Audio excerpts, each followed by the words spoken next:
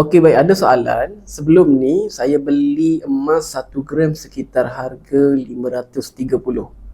Kemudian tiba-tiba harga emas turun, yang membuatkan saya rasa rugi. Okey, baik tuan-puan. Ini antara soalan biasa yang selalu saya terima apabila saya bantu penyimpan emas di bawah bimbingan saya. Pertama sekali tuan-puan, kita kena ingat bahawa bila kita nak simpan emas ni, kita guna duit yang kita nak simpan untuk jangka masa panjang, at least untuk 2 tahun ke atas.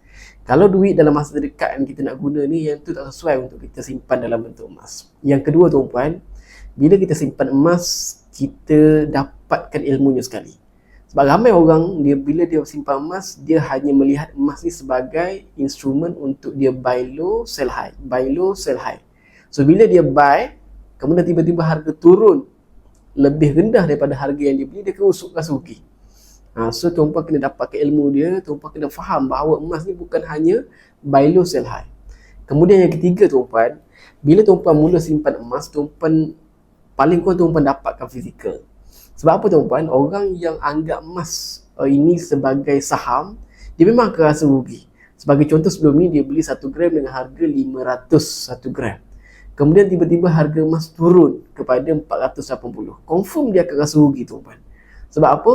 Sebab yang dia beli dah turun harga, dia dah rugi RM20. Tapi berbeza dengan orang yang ada emas fizikal di tangan. Sebab itu saya suggest untuk penyimpan emas di bawah bimbingan saya untuk keluarkan emas fizikal.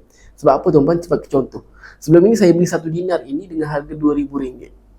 Tiba-tiba sewaktu harga emas turun, 1 dinar ni saya boleh dapatkan dengan harga RM1,800. So saya dah ada 1 dinar dekat tangan yang saya pernah beli sebelum ini dengan harga RM2,000. Tiba-tiba saya cek, 1 dinar semasa adalah RM1,800. Confirm saya akan tambah lagi simpanan. Sebab sebelum ni saya kena keluarkan RM2,000.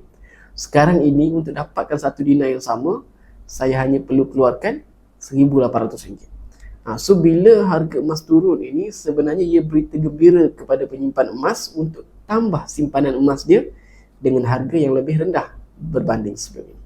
Okey tuan-puan, dapat sesuatu? Teruskan follow saya untuk ilmu emas dan keuangan yang betul dan selamat.